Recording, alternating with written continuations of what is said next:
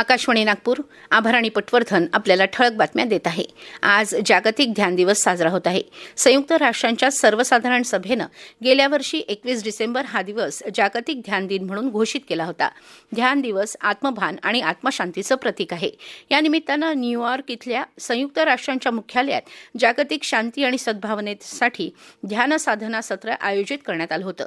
यामध्ये योग प्रशिक्षकांबरोबर जगभरातील राजनैतिक अधिकारी आणि संयुक्त राष्ट्रांचे अधिकारी सहभागी झाले होते। दरम्यान भारतीय प्रबंध संस्था नागपूर परिसरात आज सकाळी जागतिक ध्यान दिन उत्साहात साजरा करण्यात आला। कार्यक्रमात बोलताना हिमालयन समर्पण ध्यान योग चळवळीचे संस्थापक शिवकृपानंद स्वामीजी यांनी ध्यानाच्या मूळ उद्देशावर प्रकाश टाकला। योगामुळे शरीर सुदृढ होतं आणि मन स्थिर होतं, मात्र ध्यान आत्म्याचं कल्याण करतं, तेच सर्वोच्च आरोग्य असल्याचं त्यांनी सांगितलं। रेल्वेनं प्रवास भाडे आकारणीत बदल केले असून ते येत्या 26 डिसेंबरपासून लागू होणार आहेत।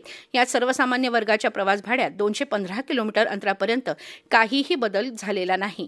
त्यापुढच्या सामान्य वर्गाच्या प्रवासाकरता प्रति किलोमीटर 1 पैसा तर मेल एक्सप्रेस गाड्यांसाठी प्रति किलोमीटर 2 पैसे भाडेवाढ झाली आहे।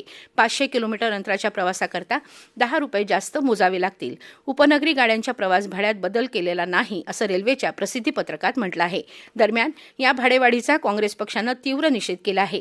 बजेटच्या काही आठवड्यांपूर्वी भाडेवाढीचा निर्णय चुकीचा आहे आणि तो शांतपणे आणि अनधिकृतपणे प्रसारित करण्यात आल्याचा आरोप त्यांनी केला आहे। भारत आणि श्रीलंका महिला क्रिकेट संघांदरम्यानच्या T20 मालिकेतला पहिला सामना आज विशाखापट्टणम इथं होणार आहे। संध्याकाळी 7 वाजता सामना सुरू होईल। हरमनप्रीत कौरच्या नेतृत्वाखाली भारतीय संघ महिला T20 विश्वचषक स्पर्धेच्या तयारीचा भाग म्हणून श्रीलंकेमध्ये 5 T20 सामने खेळेल। पहिले 2 सामने विशाखापट्टणममध्ये तर शेवटचे 3 सामने तिरुवनंतपुरममध्ये होणार आहेत। अमरावती जिल्ह्यात माजी राज्यमंत्री बच्चू कडू प्रहार जनशक्ती पक्षाला फारशी चांगली कामगिरी करता आली नाही।